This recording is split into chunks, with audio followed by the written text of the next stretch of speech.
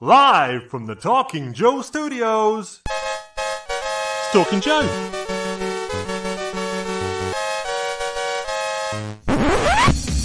Talking Joe is on the air.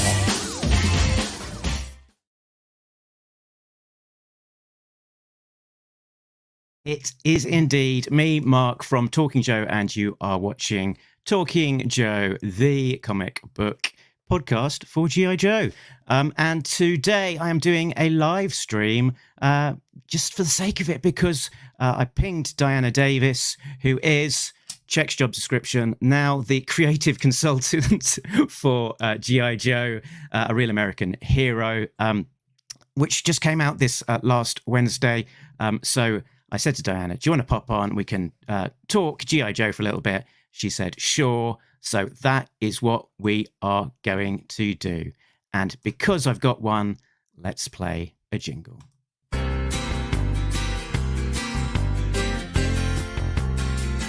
Just a G.I. Joe fan, after only one man.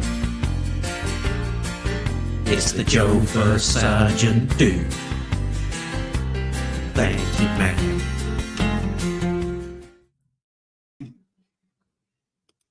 Oh, it's Diana, everybody. Yay! Yay! Yay!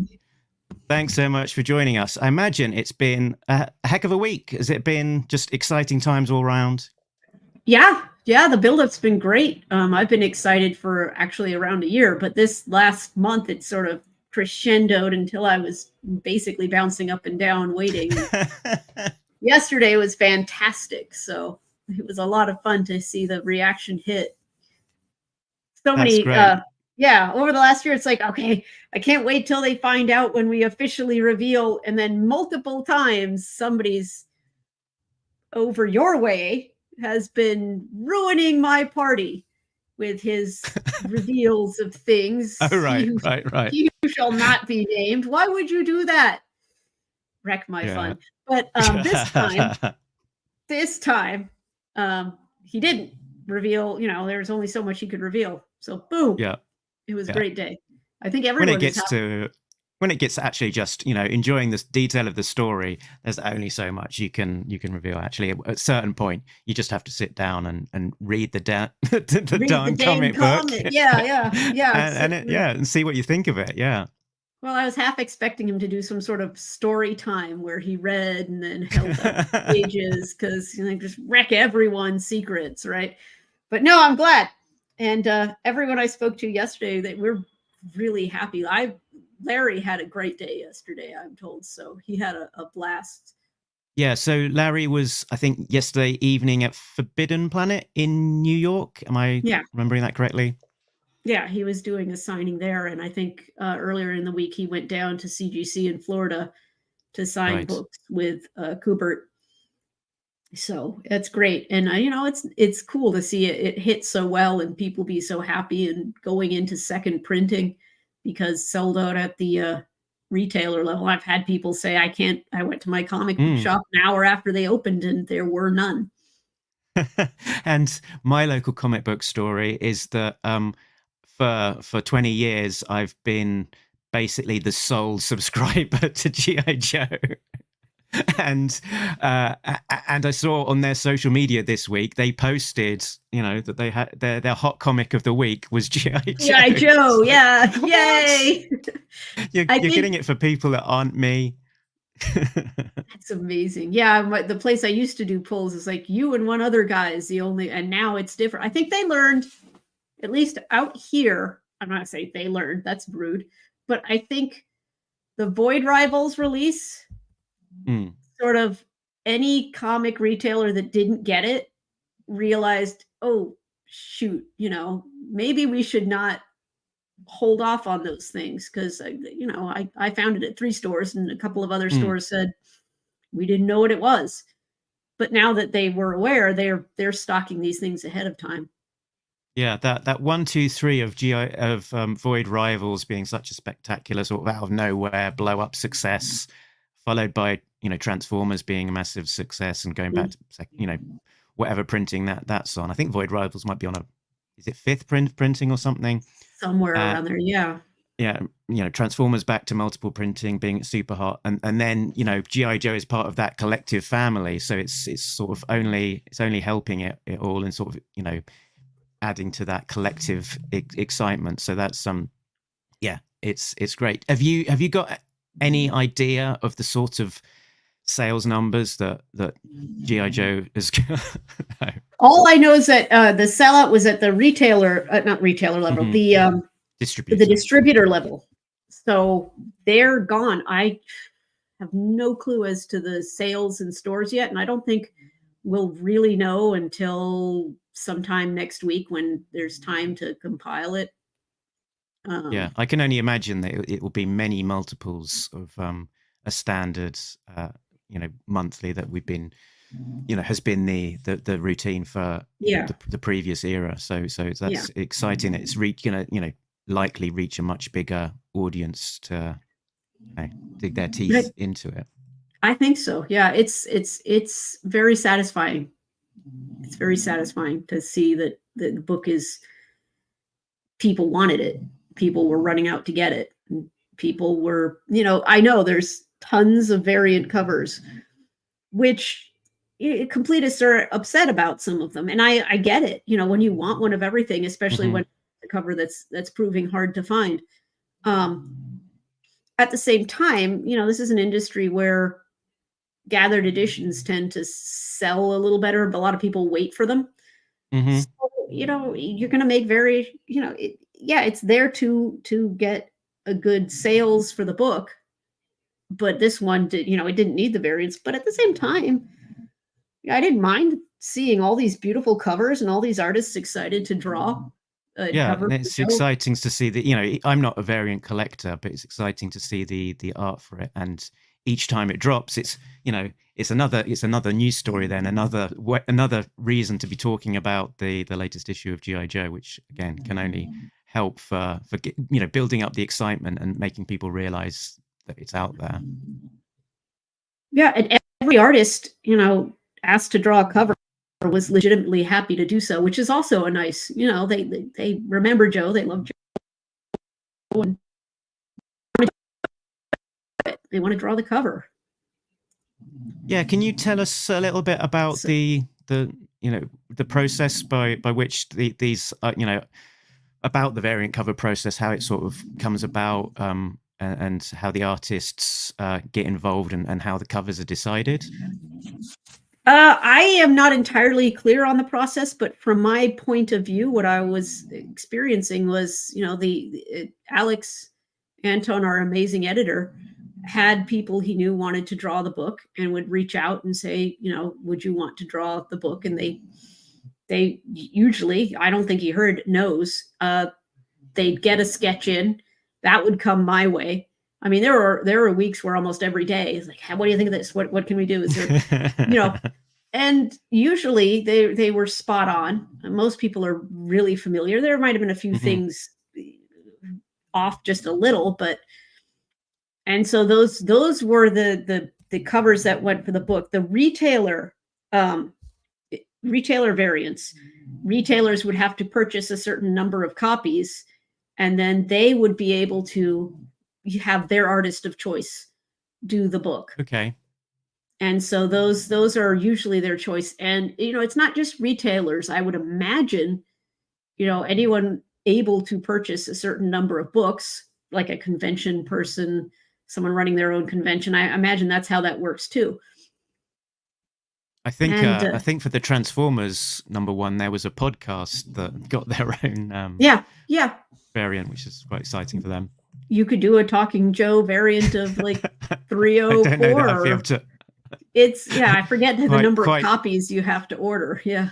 Yeah, I don't think I'd be able to convince Mrs. Talking Joe that about the investment there, but that would be an Mrs. exciting Talking idea. Joe on the cover. There you go. That might work. Yeah, maybe it wouldn't be the first time that I've got an artist to draw. Because we've at a convention before, we've got a family portrait done, which was quite fun. That's good. So let's rewind back a bit. This time last year, issue 300 was coming out. Kind of what's been the journey for you and for the book behind the scenes as we've been sort of moving to 301?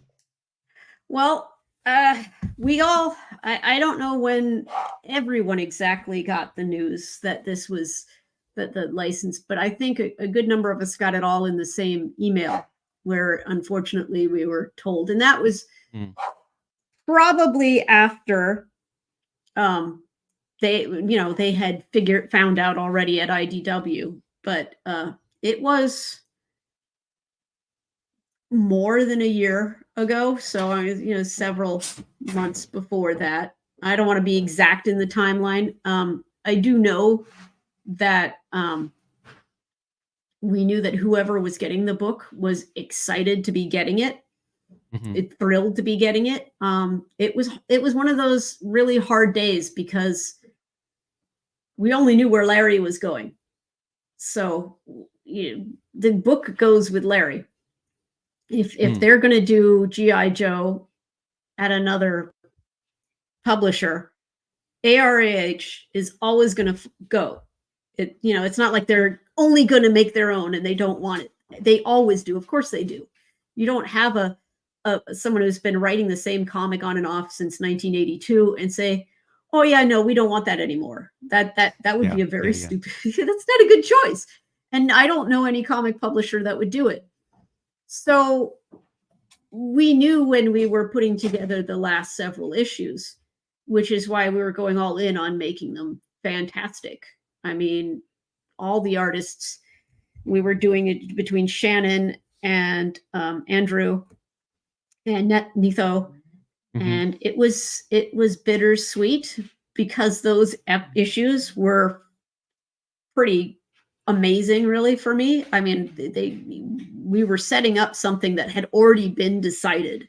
It's not that what was happening was decided in being aware that the comic was going to another publisher. It was like, we're going to keep going. And it must have been really hard for the people at IDW because, of course, they've had a huge shakeup over the last year, which isn't entirely really connected to losing this license. There's internal things that went on there, I believe.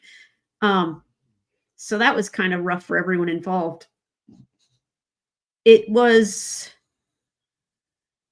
when we finally were done with 300 and everything was done, I was in a holding pattern. Everyone else, they were not going to carry over artists or colorists from IDW. I got you were call. In a burning C-130 circling Cobra Island. Yeah. We were like, okay, that's next. We don't know. And me personally, I was like, I don't know what's going on. I instantly reached out to people at Hasbro and said, I'm ready to go over. But then Larry called and told me that, he was going to basically say, I need her to come with me, which is nice. He has no control over what they chose, but they did. They did. I eventually got a call from Alex and we discussed it. This was before a lot of people knew. So I had to sit on this for a very long time. And there have been fan theories that the license was going somewhere else for the last 5 or 6 years. And so I've heard people ask me that multiple times, and my answer is usually, yeah, that gossip's out there again, huh? So I just had to keep saying, well, yeah, we hear this all the time, because I didn't want to wreck it. I'm not that kind of person, and it was hard because I had a lot of friends that I like to work with over there. And then that guy over your way again. I don't like this collective blame, but no, well, he's not you. He's just that side of the pond. So I will never have to worry about running into him. That was hard to see that had been leaked, because for him, it's news and it's a scoop. But for every single person who had been working on the comic, it was like, no, that's really mean. That's really horrible. They hadn't said anything and they were keeping it quiet and they felt horrible. That's people losing jobs. That's people losing work that he gleefully shared. So that was a little upsetting to me. I'm that kind of person. I get mad about those things. Like, that hurts people. Why would you do that? Why would you jump on that gleefully? And I don't know who he heard it from, but that person, that's mean of you too, and they probably said it in just a conversation, but you got to be careful. Anyhow, so that really made me sad and mad. And then we just sat on it. I mean, we were working on, I got brought in and got, the first plot and sort of digitally met the Francesco and Chris. And we just started going. It's different for them because my position is a really unusual one, sort of invented. So, we just sort of worked out what was best, because working styles is different between each teams. And so once we figured out how it worked best for everyone involved, it was pretty smooth since then. And they're freaking amazing people. I mean, that is the joy, is that Chris's art and Francesco's colors are, and I hope I'm saying that right, they mesh so well, and they're back and forth to get it to work right. It meshes so well, and it has that sort of, I heard someone else online mentioned it as a faded newsprint kind of color, but then it's got more intense characters in a way than we've seen in a while. So that Kubert style of drawing, when I first saw his the version of Serpentor Khan, it just kind of blew me away, because okay, now he looks like a threat. He looks really scary, and he did before, but there's doing things that we hadn't quite had the same leeway to do at IDW. Yeah, and he brings with him his own style, and sort of intentionally, I guess, so sort of trying to mix it up and try and make the book look different to how it has been looking before. I think if Skybound just put the book out and it looked very similar to what it had been before, I think even if it was still looked good, it wouldn't have that wow factor of it being different, right? And sort of ushering in a new era. So you've I guess you've got we're seeing 301 dropping now, but I'm imagining the team has been beavering away for many months in the background. so your mind is probably as well as sort of enjoying the reaction to 301 coming out this week, also several months ahead and looking at the I guess the various issues, because there will be different processes as they come along, because I guess you're moving from initial plots through to a finished PDF to review. Yeah, Larry writes the Marvel way, which works really well with the art team, because Chris likes Shannon, and he's like, Shannon put his stamp on the book, and there will never be anyone who drew, well, I can't say this, but Shannon drew more consecutive issues than anyone else ever has. So by the time he and Larry were in the 300s, it was seamless. And he's good with Larry's Marvel style, because he gives him the power to interpret and get into that sequential storytelling, which he's good at. And Chris is the same way, with a completely different style, so he's going to put his stamp on it. And so we get those plots, and I just, I go over that plot to make sure there's no dead men walking, and, maybe a character wasn't there before, which hasn't been huge of a problem lately at all. And Chris just interprets it. And Larry has always said right from the beginning, here's my plot, but if you need to interpret something or draw it a different way than I've said that still makes sense, that's good, because he wants the book to be collaborative. And coming from Marvel, where books were collaborative, the artist is part of the creative team. They're not just interpreting what Larry does. He wants them to get the story in their head and use the characters like a director and put it, he wants that. He wants it to be collaborative. So from that point, once the art is done and gets back to Larry, the scripting happens, and sometimes things go back and forth and have to be, changed a bit. And I mean, usually by the time they're drawing and inking, Larry will have a plot for a couple of issues ahead. So right now, 301 was finished a while back, and I know that we've got plots up to, I want to say, I don't know if I can say, but we're comfortably ahead of that.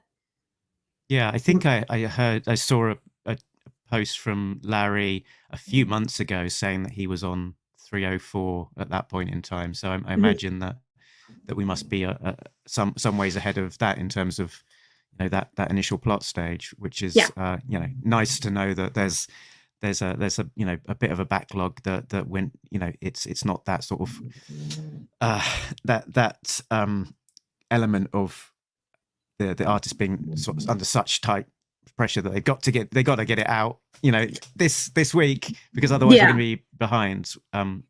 Deadlines deadlines are deadlines, and there'll always be deadlines, and I've never been a place where the deadlines aren't like, oh god, we got to get it, because that's what they are. But they have been set in a way that we've got that wiggle room, and Larry's motoring forward with, he's excited about the story. It's a great story that he's working on right now. It's happening with everyone. And I do want to mention again that in these Skybound books, you'll see things that we not necessarily have had quite the freedom to do before. So it's grittier. Okay. Is a good way to say it. The characters are, it's hard to put it. It wasn't that it wasn't worked around. It had to be put in there in ways that you had to sort of read between the lines. And some of the things that we haven't been able to do before are there. I'm not going to say it's all like, arms are flying and snicking and everything, but it's good. It's definitely a Skybound take on the book. And I like that the freedom has opened up just a little.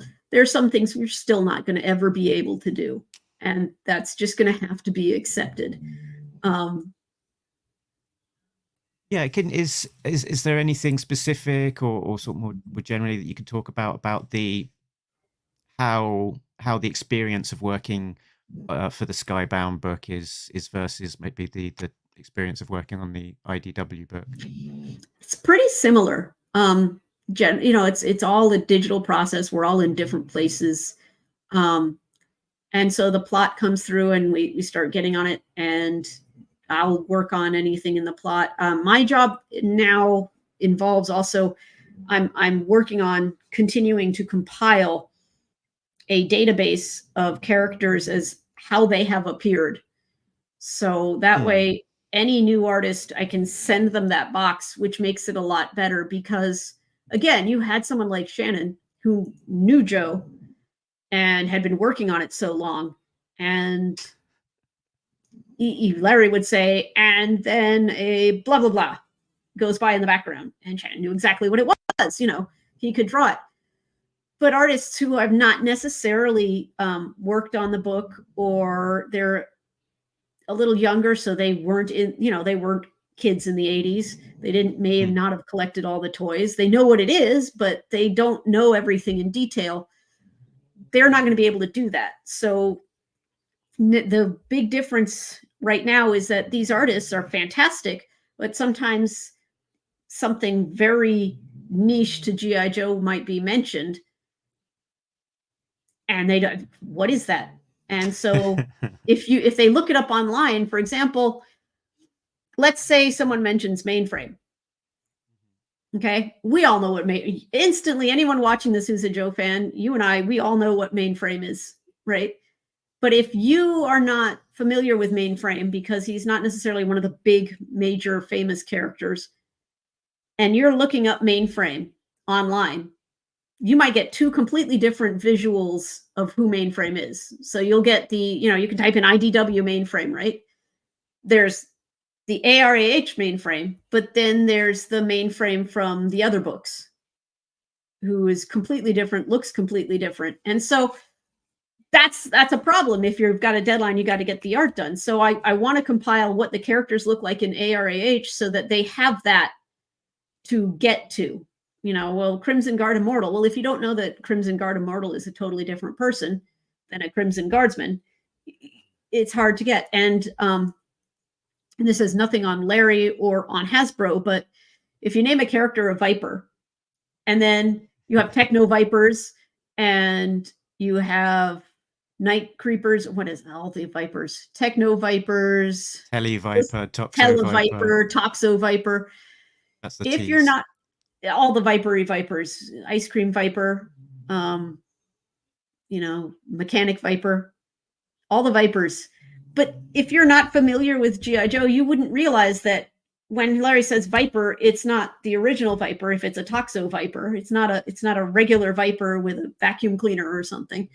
So that can get a little confusing too to people who aren't involved. So it's useful to have just, here is a list, and all you have to do is type in the name, and then you can see what they looked like in earlier iterations. And I try and get the file cards in there too. So if it's a single character, they understand what they're about. So that has been a little different because it's necessary and it takes me a little more time, but it's fun and it's worth it. Yeah, and it once I have it, I can use it where whatever happens, that's nice. And yeah, have you got any specifics? 301 is out. Have you got any specific behind the scenes nuggets about 301 and how that came about, how that evolved? Any sort of Easter eggs that we might not have spotted? Well, I'm looking through.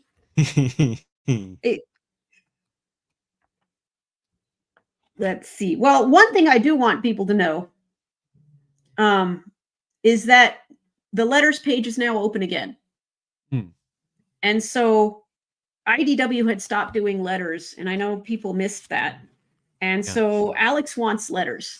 So anybody who has any question, any comment, anything, let's see if I can find where he mentions it here. Because the back of the comic has, if you want to see the process, and you have it. If you go get the comic, I don't know if you can see that, but actually a little bit of Chris's work goes on there. So he's got his sketches and his notes, and he's really detailed with that. And you might even see some changes if you look in there. But I don't know the letters column. I don't remember. I can't find the address here. I've got it here. It's ARAH, ARAH at skybound.com. And Mark, okay to print. Yeah, there you go. So please, letters. There it is. We want letters. We want people interacting with the comic again. What can I say about this? Oh, one thing I think that is really important is when you see the countdown clock, and I don't want to reveal too much about the issue, so I'm not going to do like spoilers, but when you see the countdown clock, we made sure that the countdown actually makes sense so that it happens in about the exact same time. And so it doesn't go from like, it takes about, from 13 seconds to 1. I thought that was really cool the way they did that. That's just a me thing.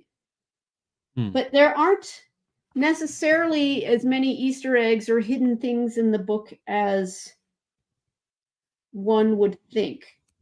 I do want to say that there is coming up in the future, and I can't say who because that would be spoilery of me. There's going to be a couple of redesigned looks for some characters coming up, just one or two. And those are really beautiful. I mean, it is necessary to do a little redesign on a few people for a couple of different reasons. And Chris knocked it out of the park. I mean, what he came up with just is not only beautiful, but makes total sense to the character. So I'm looking forward to that. I'm really looking forward to that. Interesting. I've got Yeah. thoughts already. The Yeah. there was a couple of things about this issue that were, I guess, more unusual, which were the 2 summary pages bottling 300 issues worth of continuity into 2 pages as an introduction to new readers. Yeah, that was tough. Because there's just no way to bottle up 40 years into 2 pages. I think originally there might have been 4, but they wanted to fit in, the stuff in the back as well as the bios. And for a jumping on point, he did a good job. You can't get into all the intricacies. And also, honestly, it invites people to go pick up back issues and learn what had happened. If people have taken a lapse from the comic and they open 301 and they're shocked, well, that's go back and buy, from the last few issues in Skybound. I've heard some people say, well, is this a IDW good... and that I think it makes a bit it like the the experience that comics used to be, where maybe they were less easy to sort of get hold of, a back issue where, if you didn't get it from the spinner rack, then it was gone, and maybe you'd find it a few years later. So very much my initial experiences of comics was sort of being thrown in at the deep end, picking up a random issue without knowing what had come before, and trying to just sort of make sense of the mystery of sort of being thrown in the middle of the story, but it's still being an enjoyable experience. And I guess particularly with G.I. Joe, that generally, the way that Larry will write things will be knowing that any issue could be someone's first, and to make it accessible even if you are in the middle of something. He always writes like it might be the last issue, and he always has, because even back in the Marvel days, he never knew, if they were going to say, well, okay, that was fun. So, and he writes as he goes. To a point, he writes as he goes. I think it's a good jumping on point. I'm kind of a little sad IDW didn't get out that last gathered edition so people could go pick up, the last chunk of the book. And then, but hopefully that will somehow be rectified, and then people have easy access to it. It would be a little easier if digitally things were better. I know Comixology is not quite as good since Amazon picked it up, so it's a little more difficult to navigate. But you can kind of figure out what was going on beforehand with what 301 does in the plot itself. So I think it's a good jumping on point for lapsed or even new people. It's what happened in the past is going to be kind of necessary, but not really. I mean, you can just jump in on the cliffhanger and yay, they made it. And so moving forward, you can see the repercussions of that and what happens in the fallout from it. Literally, the fallout from it. Yeah, and the a bit of a spoilery, but not too spoiler if you have read issue 301. Preview of 302 has just dropped just immediately before this. We started doing this, so you can now out there on the interweb see a couple of pages of very intense pages from 302. So it looks like it's going to be a good one. Oh yes, and so the bio pages at the back of the book. How did that come about? Was that a relatively late addition to the process? Both the intro and the bio pages were one of the last things done on the book. I actually wrote those, so oh wow, which was nice. And of course, now I'm reading it, I'm like, what the heck? Why didn't I catch that mistake? But it's okay. Other people would see it as. My husband's like, well, yeah, it makes sense. And it wasn't a continuity mistake. It's just like, why did I write that word instead of the right one? Okay. But yeah, Larry just said, hey, can you write these bios? And I said, well, yeah, okay. And I tried to. Yeah, can you write a brief bio of Duke for the G.I. Joe comic? Can I? Well, the hard part was getting them. The hard part was getting them short enough so they could fit in those little squares, because each character is a really rich character. So I had to try and just get a good gloss so people got what they were about really quick. And I tried to put in the, quotes like the old file cards, and I tried to slip in one that would make Chris happy, but I don't know if he's seen it yet.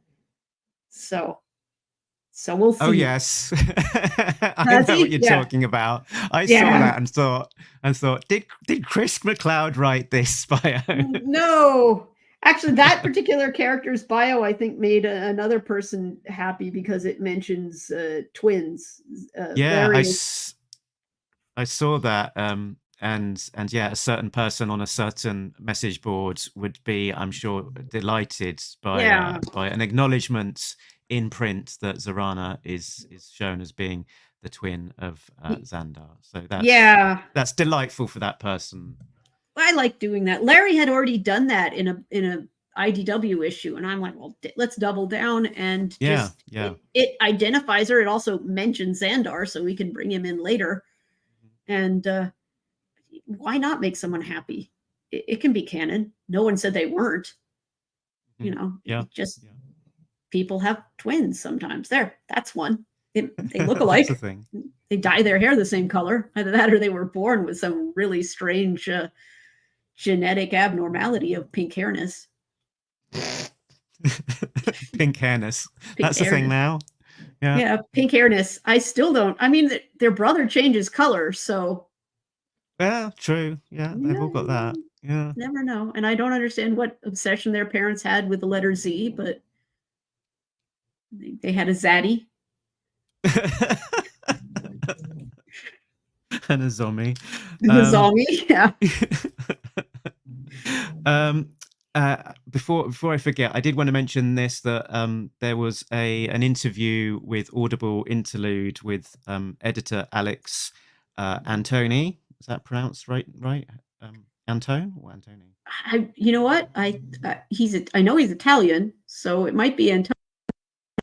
But it's probably just it's like use your Vincent hands. Antone. Yeah. Okay. Yeah, it could be Antone. I wish I have to ask him now to be clear. It's like Vincent. It's like Falcon, right? Is his last name Falcone or Falcone? I've never heard anyone say it, so I can't know. And now I feel bad about it. And so he said something very nice, and I had to write this down. He said, "Diana is spectacular, a wealth of knowledge, and very helpful, particularly to an editor who is not yet an expert on G.I. Joe." But it was so that was lovely, and also Chris Mooneyham gave you some props, let's say, in an interview that he did as well about how helpful you've been in the process. So that was very nice. They've put up with me because, again, it's not usual to have that, and I know they have someone they brought on for the Energon universe. I just don't know who it is. I would like to know, because it's probably someone you and I know. I mean, I would imagine they're more of a Transformers fan. So I think it's cool that pays off for people, not just me, but for other people. But I have to add to all that I wouldn't be able to do a lot or any of this really if there weren't already these huge, great databases that people had compiled that are out there. These things are difficult to find. These images are difficult to find if there isn't a huge beloved fan group making sure that it's documented somewhere.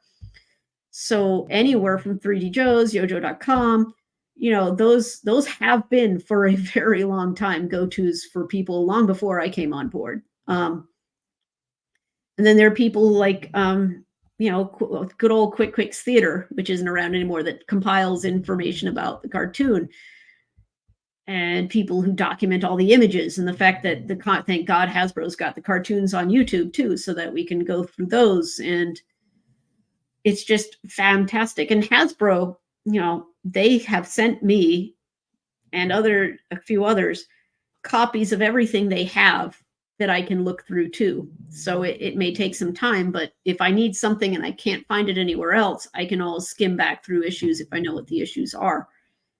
And without that no one would be able to keep track of such a huge cast of characters and such a long-standing comic. It would be impossible. Is that So- like a digital archive of comics? Well, yeah, pretty much. Lots of other assets as well. Mostly it's comics for that. The other assets I go to online, or I pull out of books and try and scan pictures. Mostly it would be just online, because I have to provide. I can tell them what a character looks like, but it's far easier just to and Yeah. go back I do over. sometimes wonder about to the extent that Hasbro might have access to decent sort of digital copies of some of those stories that kind of got a little bit lost to the wind, like the sort of the ephemera of like some of those exclusive website issues. Yeah, where some things I think are gone, but you never know. I mean, they own it. So recently it's been a lot easier to get good digital copies because comics are now all released digitally. So they make sure that they're created in a high enough file that it looks great. But yeah, if they ever do republish issue 21, maybe you can give them a prod and say, what about that 5-page prologue by Hammer and Ron Wagner? Maybe that can finally see a reprint. The light of day. Yeah, that might be something that's there. There are some things that I have not, even in the Hasbro database and around, been able to find. And I have thankfully, a good number of resources that I've either compiled myself or that are online. But when it comes to even some just little bits of the comics that from the old ones that just, nobody scanned and they're not saved in any way. And all the books are kind of getting on in years. So that can get a bit difficult. Lucky run much every mainline thing, but even like you've seen, like there's some comics where you have like it's the vamp, boop-a-doo, there it is. Sometimes those things aren't around anymore, and they have to be rescanned and zhuzhed up a bit. And I'm sure that can happen. It's just getting the time to do it. It's difficult. Yeah. But I am thankful that there are all these resources out there for the tiny little details that really matter. It really matters if a character is right or left-handed. It just does. People don't think about it, but yeah, that's that person.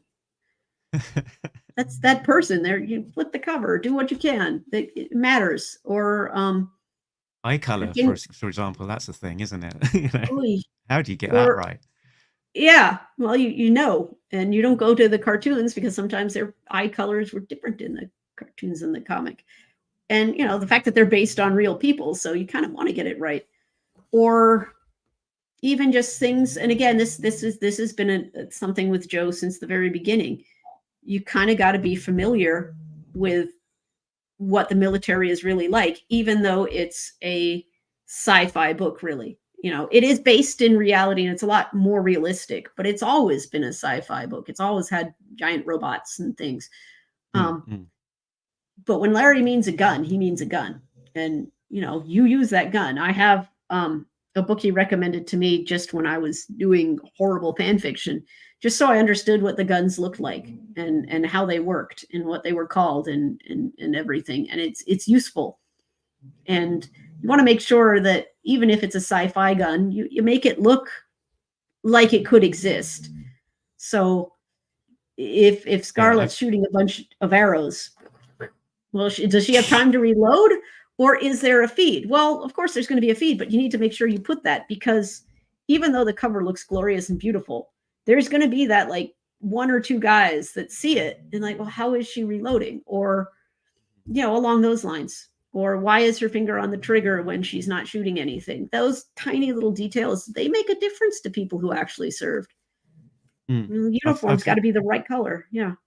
I've heard that that when it comes to like reviewing the sort of the art that Larry will sort of is quite forgiving about a lot of things, but the specificity of weaponry is generally something that he will pick up on if it's not exactly the one that he was described. Yeah, and IDW made sure that they did, of course, because Tom Waltz, he was a Marine, right? So it was important to him as well.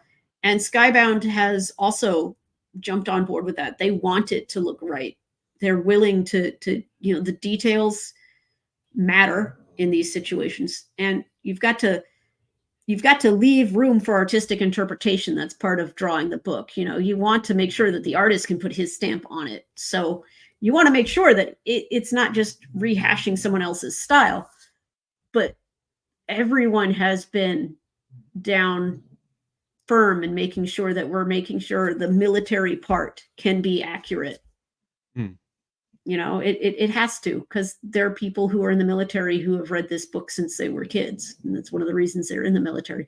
So we'll come down to even things where there's a discrepancy between the toy and the military and the book. And so, for example, one thing I guess I could share is like drawing Duke's patch, his flag, right? The toy was always backwards. Realistically, the flag was backwards. It was just a mistake. It was one of those tiny little mistakes that fits in there.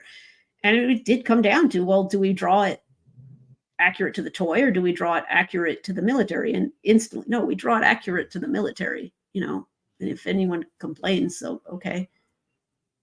So I like that. I like the fact that even though it's science fiction, even though we're having a lot of fun having a total new look to the book, I'm going to keep on making sure that those little accuracies happen. And if I catch a finger on a trigger, or Alex does, or something, Chris already knows not to do that, but it matters. It matters. And so if I miss things, and I will, and Alex will miss things, and Chris will miss things, because one thing I want everyone to remember, that all the people working on these comics are human beings, and nobody's perfect. And so if you catch a little thing, it's not the end of the comic. It just somehow got by. And what did Tom Waltz used to say? We'll fix it in the trades. Fix it in the trades. You know what? We'll fix that in the trades. So bear with us. If you can't explain it with a no prize, then that's on you. Right? There are no mistakes in G.I. Joe. There are no mistakes. It's sci-fi. But a lot of people are looking for this, right? That's the Okay, now you're just teasing people. Let's make that full. Let's do that. Okay, so I'm not teasing people. I know everyone's been. That's that. I'm backwards.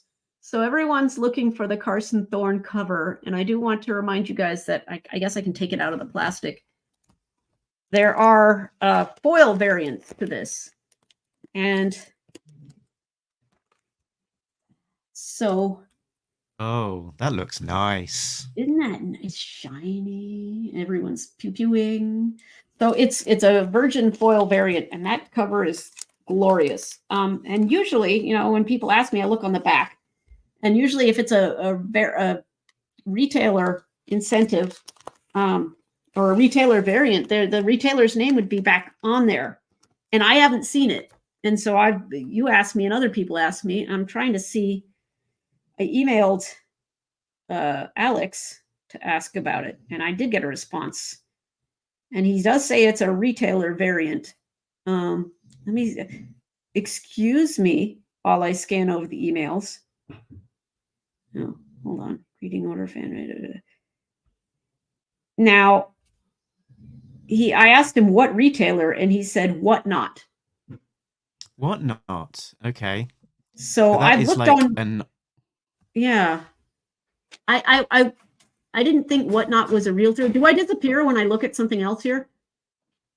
Or am I still on screen? No, you're still there. You're still there. Okay, yeah. good. So it happened where when I was is like an online platform, and typically you will have it will be like specific vendors who have their platform as Whatnot. But yeah, there's definitely been Whatnot variants, and I know that there was one for Void Rivals, which was quite hard to find, and I think that was the Alex Rigel variant. So that's yeah, I think that's an interesting exclusive piece of news for us, that there are two there are two variants of that, Carson Thorne, and it will be Whatnot. That's excellent. So yeah, I'm looking at Whatnot right now, and I can't see it, but that is what I was told. So, and That's where to- I'm sure they'll be hitting online through other retailers to see, but that's just the answer I got, was Whatnot. I can ask him another question. Maybe he'll get back to me before we end here. Any part two. Boo! All right, we'll see. We'll see. But yeah, so I'm not bragging about having them. That's just one of the benefits of all the work of the last few months, that I get, I get comps, which is nice. My mother wants one, so Excellent. Has she been an avid reader of G.I. Joe? no. No. She was bearing with me while I looked for comics and bought comics when I was a little girl, and she definitely stepped over the vehicles and toys. Bye, Cullen. Oh, sorry, Cullen's leaving. Here's Cullen. He's not been asked to color any covers yet. But we'll see. Okay. But she wants this one. She's excited. My dad wanted the special anniversary edition book. He wanted that. So that's nice. That's really good. She can read this. She said, "Do I have to read all 300 issues before this?" And I said, "Well, no." Jumped right in. Yeah, you do, Mum. I won't give it to you until. Yeah, here, read that first, and then you can have it. Right. But she's aware of it. My dad calls G.I. Joe, what does he call it? HK Fred or something like that. HK Fred. I think they're joke. Yeah. I think they're like a lot of parents, they're thrilled to see something I've been involved in since I was little lead to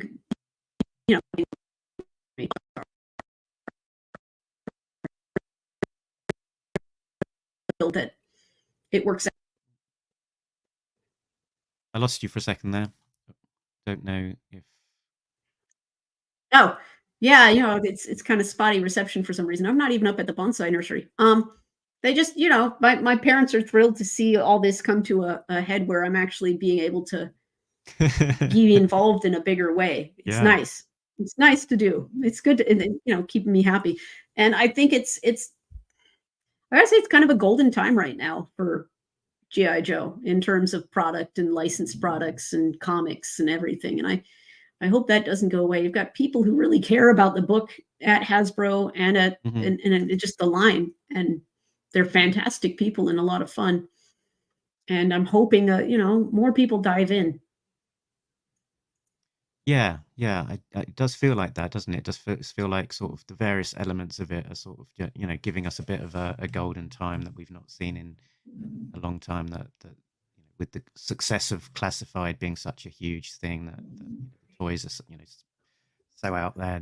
We've got all of these other sort of side projects happening as well, like Carson's 3D Joe's Art of G.I. Joe book, or Super 7 and their Mothership, or all of these just amazing things. Yeah, and Dan Klingensmith's book coming out, and just all the people doing their own like O-ring projects. It's great. I'm looking forward to Carson's book. I didn't realize I saw the Comic Tropes interview with the guy writing Duke, and he's like, "Have you seen that book? Are you getting that book?" And he's in the comic, and he's a Joe fan, and he saw Carson's book coming, and that's it. He's all in on that. He wants it. Yeah, it's kind of a nice cycle. Wonder if one might find its way onto Kirkman's desk, because he's a mega Joe fan, really into Joe and Transformers. Well, he could turn it into a desk the size that it is. So, Yeah, and then you have the mothership and then the book, and you have your GI Joe desk right there. But yeah, I want to, I got to say, Kirkman is a really huge GI Joe and Transformers fan. He was so eager to get this book, is what I've been told, and from just listening to the people who work closely with him, he is really thrilled to get both licenses and really wants to make them great books. I mean, he's dedicated to that, and that's he is super eager, super into it, and that's nice to know. I mean, I know the people. Have you seen much involvement from Kirkman, or is it been very much, I've got my team, just go and do your things, and I'll be over here, 1,000 miles in the air. I have not even met him yet. I saw him at San Diego. He's a very busy guy. I mean, he's got all sorts of different things going on in all sorts of media. And he involves himself, I believe, in every single one if possible. So he's got a lot going on. He's always sort of rushing around because he's always busy. I have not seen involvement directly through to me. I'm sure the meetings, with Alex and the all the editors for the other books, and probably a lot of the artists as well. It doesn't, I am the lowest head on the totem pole and the smallest cog in that wonderful team, which I don't mind whatsoever. So if I ever get to meet him, I will be thrilled to do so and thank him for continuing the book. But I'm sure his involvement does go into all the books. It's just like it doesn't go down to my level. I'm not, I'm sure he's in LA somewhere, and maybe I'll run into him in a convention. But that's happened before. I mean, I have to go to Joe conventions in Dallas to meet voice actors that live like down the street, because that's the way it goes. Everyone's busy. From the interviews, it sounds like Larry's very much given a free rein to tell the story that he wants to tell, and I get the impression that probably it's the Skybound component is like the wrapping around that. So it's the art, it's the design, it's the paper, it's the coloring, it's the covers, more so than probably like story. Yeah, I mean, if ever there's a direction that Larry can't go just because it comes down from Hasbro, or I haven't seen it, but I'm sure if there's something else to do that just isn't feasible, which Larry's been in the business long. I don't know why we're going in and out. My internet connection's bad. Can you? Where should I start? If ever there's a direction, I think you said. Oh, if ever there's a direction that he would want to go that he can't, I'm sure then, the editors or Hasbro would say, well, we can't really do that. That hasn't happened because he's been doing comics longer than the people who are, editing and drawing and running and CEOing the companies and the books. So he has a good feel for where he can go and where he can't at this point, even though, he's not getting you need to include these characters in this vehicles and this. He's not getting that. But there's very little that if he wanted to do it and he knew it was not going to fly, he'd figure out a way to do it that would. He's good at that. He's instinctual with him. He knows what is possible and what is not. And like I said, we are given a little more leeway to be gritty in ARAH, and freaking the Cobra Commander book is basically a horror book. So I'm just, even with the previews you saw, I'm just like, wow, okay, that is something that back in even 10 years ago we wouldn't be able to do. But there are a few lines that we already know not to cross. For example, you're just not going to get a Marine logo on any Marine anymore. That's just happening, and that's it.